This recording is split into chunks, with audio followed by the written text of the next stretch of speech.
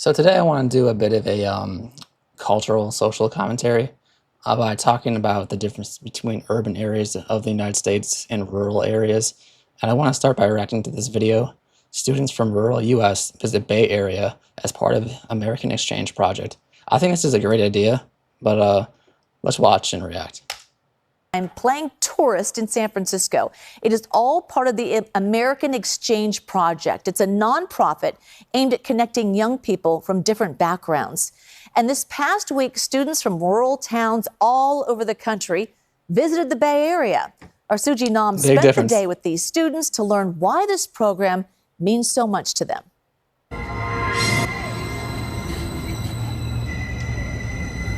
We are getting on this train. Samariana Thurman. Okay, a lot of Americans have honestly never been on a train before.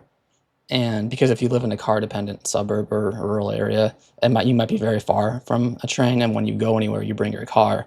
So you're not going to take a train even if you could.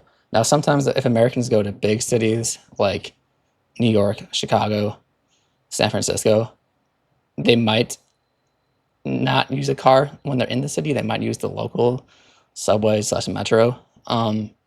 The problem is that if that's their only experience, then they kind of think that all trains are like local metros rather than, and they can't understand that like commuter trains or long distance trains are much nicer. They're closer to the seats are nicer. It's not hard plastic seats the way a subway might be. That the fact that you get food service, the fact that you can walk around, all that is true in long distance. But I think it's a little bit of a misconception Americans have.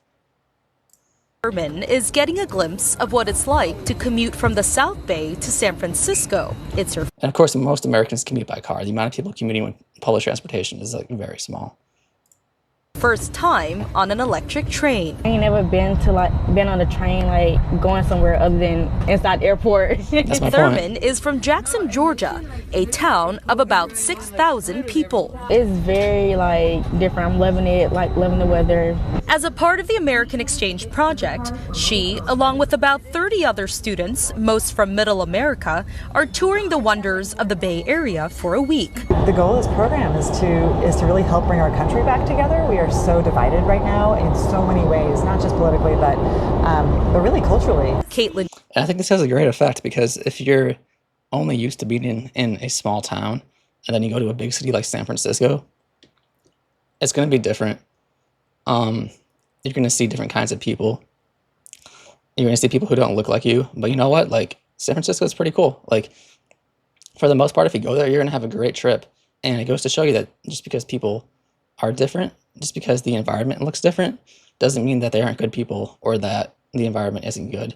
This has the effect of making you more open-minded. Travel makes you more open-minded.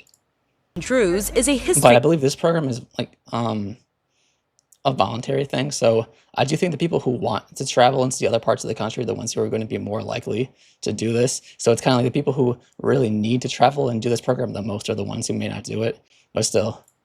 Teacher at Palo Alto High School.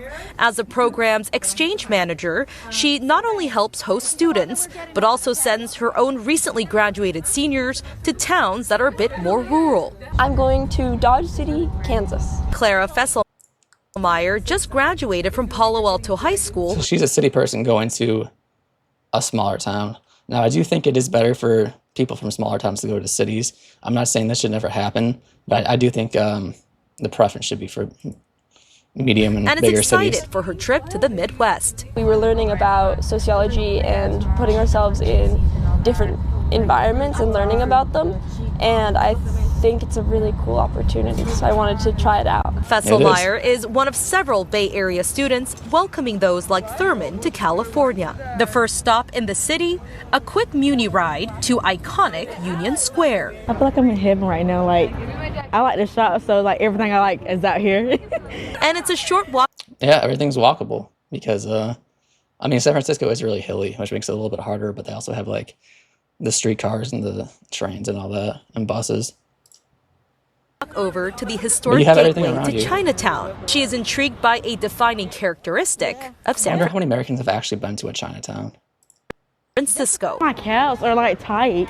I'm not used to walking up hills. Another effect of being car dependent is that people don't walk and they're not used to it and they miss out on all that great exercise. I will say when it comes to uphill walking, that is something San Francisco has, because I'm from the Midwest, right? We don't have hills or mountains, so I would have to get used to that too, but I am used to walking. Is excited to share this new experience with her friends from other parts of the country. And you can't forget the food. I love the noodles, any type of noodles. Thurman is amazed by the countless always have Chinese the best dishes food. on the menu. Some she has heard of, and some she was excited to try for the first time. It's just like a donut. Yeah. It's experiences like these that make up the vision of the American Exchange Project. The nonprofit has connected nearly 1,000 students, swapping hometowns between larger metropolitan areas and rural towns. Right here? By staying with host families, these students get a glimpse of the world outside their hometowns. I'm glad I got to go on this trip, meet new people, and I feel like in the long run, we'll be like having a AEP reunion when everybody come back together. A Thurman trip like this, you can meet friends for life. makes unforgettable memories and now lifelong friends along go. the way. The students will also spend time volunteering in the South Bay and then visiting Santa Cruz. Palo Alto High School has been doing this for about 5 years. The program is free, including flights and lodging, so students of all backgrounds can take part. That's fantastic. So that's pretty cool. Let's look at some of these comments. That's actually a brilliant comment. Youth in America need to get to know other areas of their own country. Americans are more alike than different, and meeting one another in real life helps with all that. Yep, that's what I've said. My mom would always tell me that there are people in the world who have never seen the ocean and beach. It's strange, the things we take for granted, but I can now see as an adult. Yeah, that is true. If you don't live near the ocean, you probably haven't seen it. Although I will say there are other beaches than just oceans. This program is absolutely needed. I've met people from rural Missouri who are ambitious, caring, motivated, and cool as my Bay Area comments. Unfortunately, rural Missouri doesn't have the same opportunities. What a great opportunity. Yeah, it seems like a lot of people are really in support of this, which is great to see. Now I wanted to go to another video. This is Foreign Teacher Lands in Rural America. I was surprised. So this one is a little bit more focused on a rural part of the country. Hello, Mark Barden here from Sandy Hook Promise. On December 14th, 2012, my 7-year-old son, Daniel, was shot to death. An autoplane ad. What in the world is this? Okay, whatever. Yeah, so this is a foreign teacher who gets a job in rural America. So you see their perspective of being a teacher in a rural area, but also from a non-American's perspective too. So it's very interesting. Julesburg, Colorado. That one is my band. Should I look that up? Okay. Let's look it up a little later. We'll go back to it. Right across the street is the grocery store. That's it. This is the theater where we watch the movies. The one store, the one movie theater, the one, it seems like it's kind of how it is when it's very small. There's the pharmacy and the only cafe that we have in town.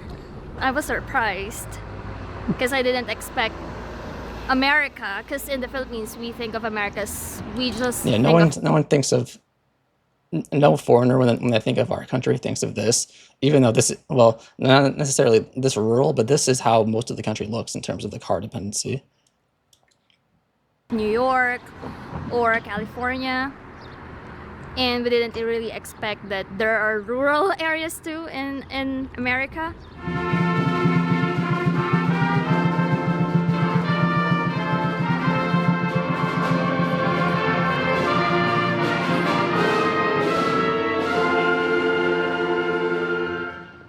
I'm Charmaine Teodoro, and I grew up in Manila.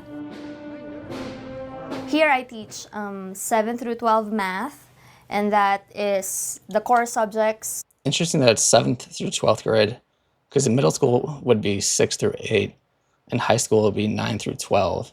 So it's just like a combined middle school, high school. Pre-algebra, algebra 1, geometry, and algebra 2. For graduation from the Julesburg School District. This is her second year with us. When I turned 7. My name is Sean Enos, and I'm the principal superintendent of the Julesburg School District, which is located in Julesburg, Colorado. interesting music choice. I don't remember my high school graduation even having songs when we went up, but I guess this area does.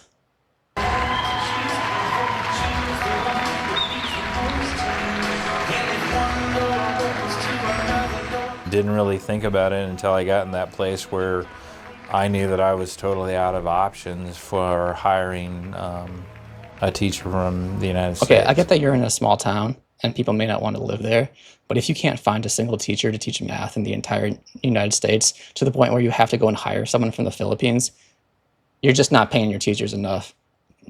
A lot of people do want to teach because they love the idea of being a teacher and educating the youth, but you have to compensate them adequately. So the fact that you're paying so little that even in a low cost of living area, you couldn't get a teacher, that you had to go for a foreign worker who's probably getting paid less than she would if she was an American, yeah, that's not a good look. You're just not paying your teachers enough. 2 years ago, I had a long-time math teacher that resigned and moved away from the area that had been with our district for about the last 12 years. And so we ran that campaign for about 3 to 4 months trying to recruit and get applicants to fill that position. I ended up getting one application from someone in the United States. I wasn't able to recruit the one application that I had, so I knew that I needed to look for other avenues and options. Probably only got one application because they listed the pay and it was terrible. Or the person looked up the pay for teachers in that district. I contacted a recruiting company which works with J-1 visas for teachers out of the Philippines. Thank you. Did 5 interviews using video conferencing, and Charmaine ended up being one of the 5 that we felt like was the best fit for our situation, what we're looking for her to teach and work in a small school district. So 2018 was 7 years ago, but 3,000 teachers from 20 countries. On one hand, it's kind of good because I do think it's good to be exposed to people from foreign countries. On the other hand, it means they're not paying American teachers enough. Like now even a teacher is being outsourced. First, I couldn't believe it, and I was thinking it could be a scam. Up until my flight coming here, I'm still not believing it. Until Mrs. Ines, and she's the Dean of Students, she's the one who fetched me at the airport. That was the time that I said, okay, this is real, because they're actually here. First, they thought that I'm also a student, because they said I look young and I'm short. I'm just a fellow student, like a foreign exchange student. Yeah, Americans are tall overall.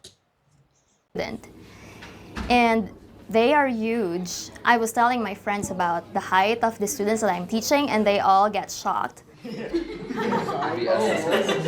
I've had some challenges during my first year. I had some students, not all of them, like some of them will just test you and just see how far they can go with what they were doing. So I would say it's really different behavior-wise, because in the Philippines you don't have to do anything. They see you in uniform as a teacher, they respect you. Yeah, I think that's true in a lot of countries, especially like the collectively minded Asian countries. They definitely have more respect for teachers, and in the US, the respect kind of has to be earned. You kind of have to make the students respect you as a teacher, and that's why the substitutes never get any respect, and why people will not listen to substitutes when they come. And I imagine she probably had some issues with that because it's a new country, it's like a small town she's not used to. Her English is really good, but she's not a native speaker, you know? There's probably some things she's not aware of. I imagine that could have been a little bit of a rough time. I think you have to prove yourself before they respect you. Oh, and then the fact that she looks young and she's short too. Because I remember having teachers who were only like 22, 23, like they were just out of college. And it's like, you know, I'm 18, so you're only 4 years older than me. The NWEA High Growth Award in Mathematics and Science. Nice job, 8th grade. You guys have a lot of promise in both. Is that the whole 8th grade? Pretty small. Connected with the kids really well, and she's a very good mathematics teacher. But I've noticed, and I And of course, good grades are always a nice thing, but just her confidence in math and that she's able to come home and do it by herself. Seems like she's pretty good. For being here. Appreciate you, everything you Year with our district. And so did the second year go a little better than the first year? Do you feel more confident and at home? Very smooth this year, because last year I had some classroom management issues with some of the kids, and this year it's very different. Would want to stay. Okay. And do you know what that process looks like to be able to extend the visa? No, I will probably do some research about it. We'd love to have you back. You've done a great job. Thank you. Thank you very much. Yeah, she does seem like a All good right. teacher. Have a good day. You too. We're in a area here where all the school around us are small districts of 200-300 kids. For the whole district. And Because when I was in high school, my graduating class was over 1,000 people in my grade alone. And I talked to other superintendents and principals and in the state of Colorado, even in our neighboring states, and hiring and recruiting teachers is a big task and a difficult task to acquire those folks to come to a smaller school and community to Because you don't pay them them. enough. Just pay like the football and basketball coaches a little bit less, and don't get that new field or new like basketball court. Instead, invest it into teacher salaries. 40% of rural school districts have staffing problems. I think I'm comfortable living here now, so I am planning to stay for as long as I could. I wonder if she's still there. She said she's shy. What year is this from? The challenges are it's 5 years difficult ago. to find friends of my age with the same interests. Bye-bye.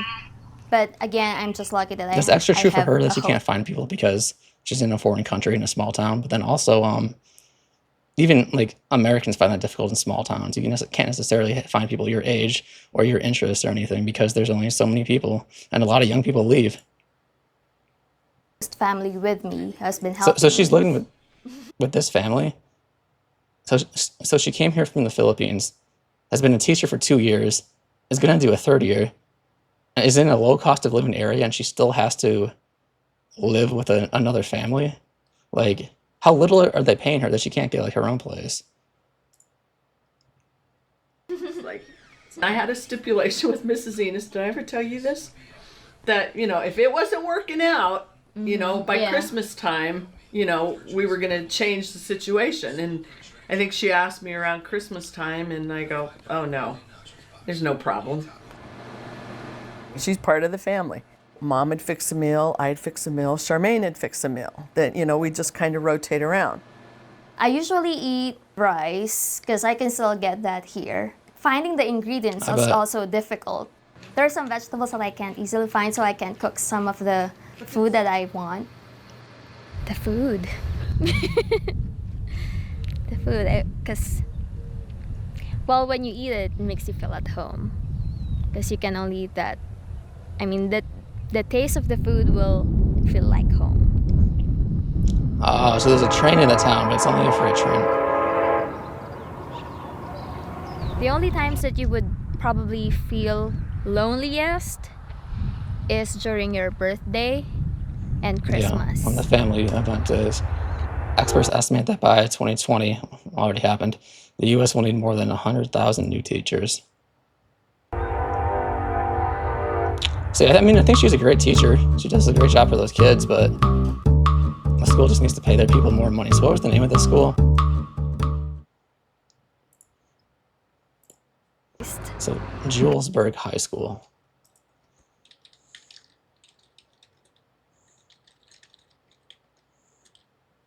Teacher salary.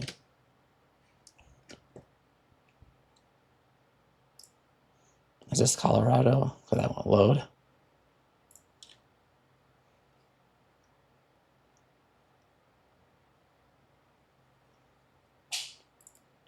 Let me make sure this is the right Julesburg.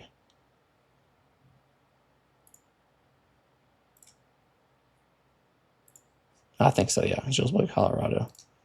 So the superintendent is making $157,000. Can I just Google math? Okay. Here's a math teacher making $44,000.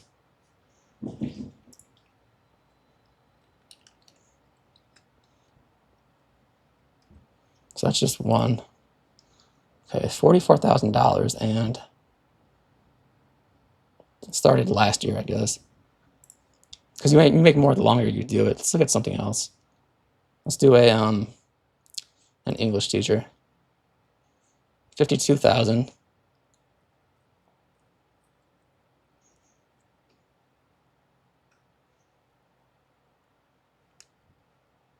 Okay, that also says 2024. So with a kindergarten teacher, also in 2024, but it's 75,000. I guess that math teacher is the most likely one. So $44,000. You go to school to be a teacher, you accumulate a lot of debt, and then you make under $45,000 a year. I guess the cost of living in the area is pretty cheap. Let's look at this. This is Julesburg, kind of in the middle of nowhere on the border of Colorado and Nebraska. It does look like there's a little bit of a downtown, though. So, I mean, there are sidewalks. It's, I mean, a little bit walkable. You can walk, at least, but it does seem quite spread out. Yeah. I don't know. Kind of a typical suburb. There are sidewalks, but it's really spread out. And I'm almost certain there's no buses or trains here.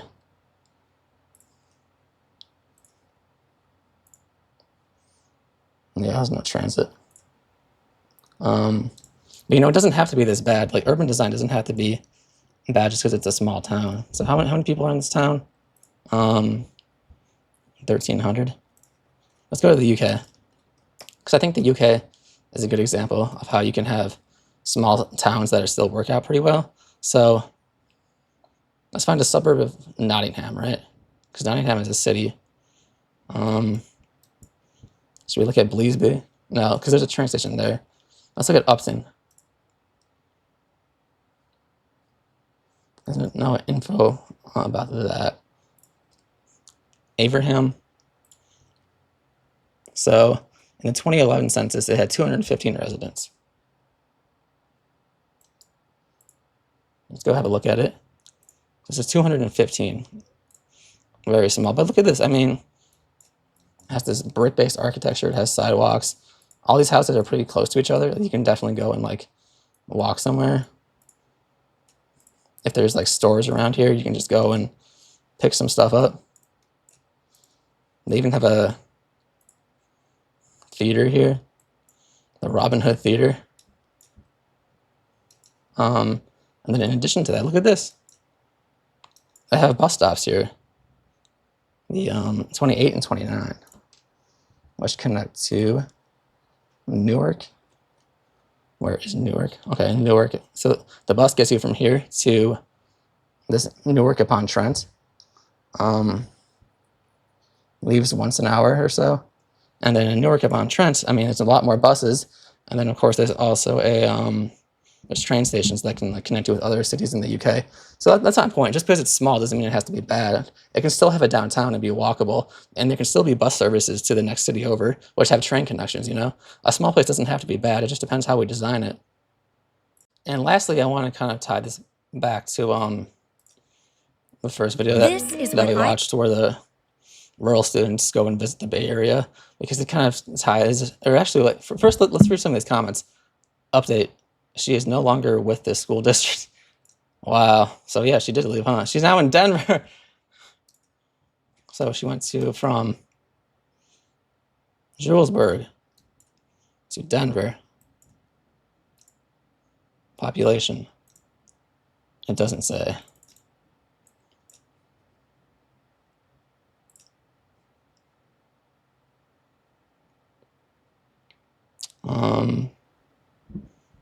Okay, the metro population is 6 million, but that's not really what I want.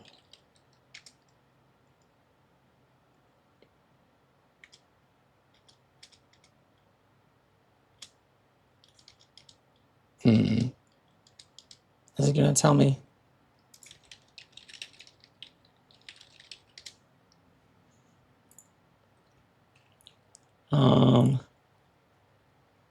Okay, 716,000. I wonder if Denver has Filipino food.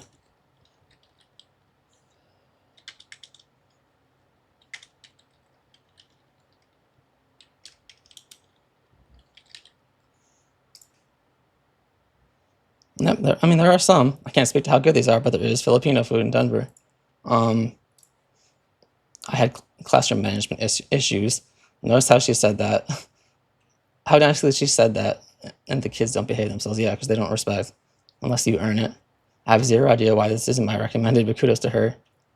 Even as an American, you would feel incredibly lonely in a rural city like that with no family nearby. Props to her. I know the struggles that come with teaching students. Yep. So it is kind of funny that she did leave though, but I can't really say I'm surprised. But I do want to kind of connect with this video. I do have some ideas for a like a civil volunteer program that people could do after high school. Like after you graduate high school, you can go to college, start working, join the military. But I think if you're not ready for that, you could volunteer for like a civil service, which would be something like this, but just on a much larger scale. Because I do think the urban-rural divide is one of the biggest issues we have. Yeah, here. This was community type and voting preferences in the 2024 presidential election. You can see urban areas voted 65 to 33% for Harris. Suburban areas, 51-47, but rural areas were 29 to 69 for Donald Trump.